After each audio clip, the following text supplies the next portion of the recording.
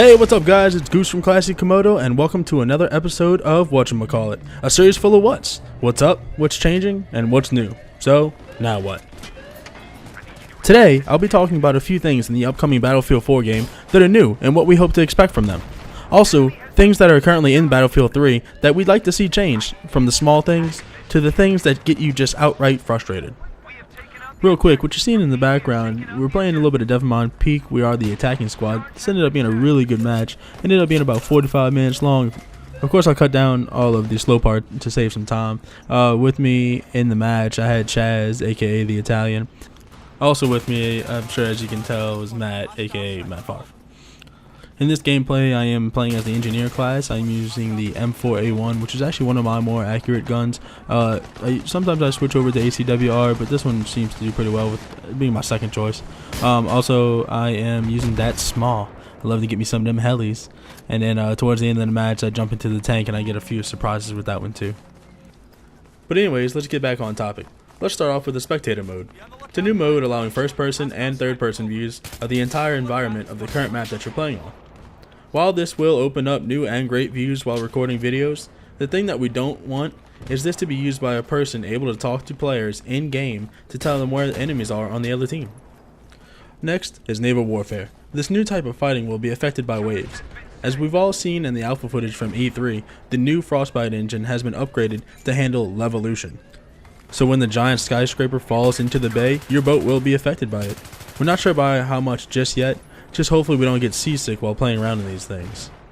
The two different types of boats that we've so far seen are the jet skis, which look to be kind of like your escape route if you're getting shot at by a heli or say another tank or another boat. And then we also have the Coast Guard style speedboat with the smaller gun turrets and then the heavy canister shell cannons. Lastly, I'll talk about the commander mode. This is basically the war general of the game. One commander from each side will have the ability to see everything on screen with a PC, tablet, or smartphone.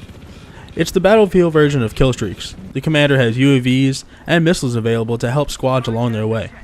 My only concern is that this isn't some godlike OP feature where the commander can just crush everything standing in his team's way, making it less fun for gun-on-gun combat.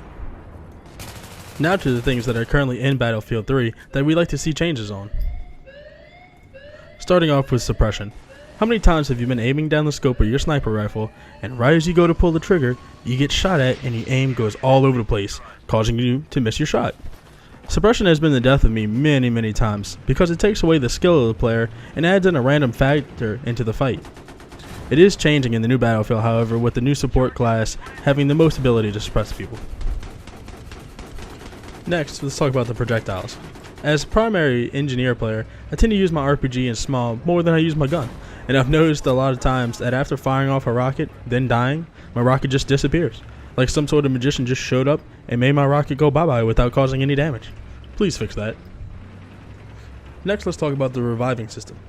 Not being able to revive teammates just because a simple med pack or an ammo pack is on them is pretty crazy, seeing that just a minute ago I revived the guy that got demolished by a tank shell.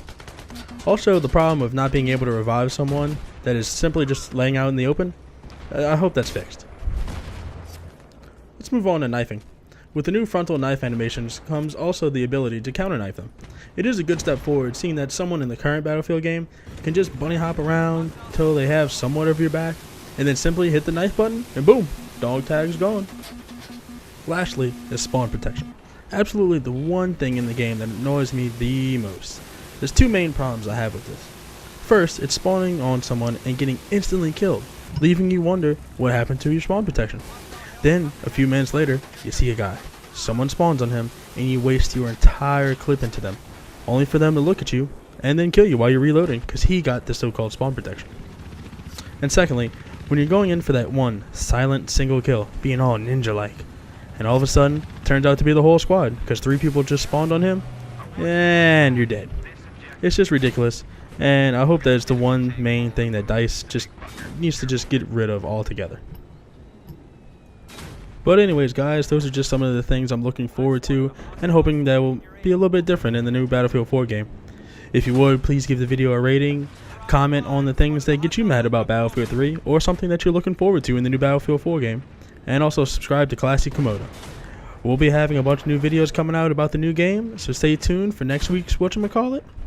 This has been Goose, and as always, stay classy. Yo!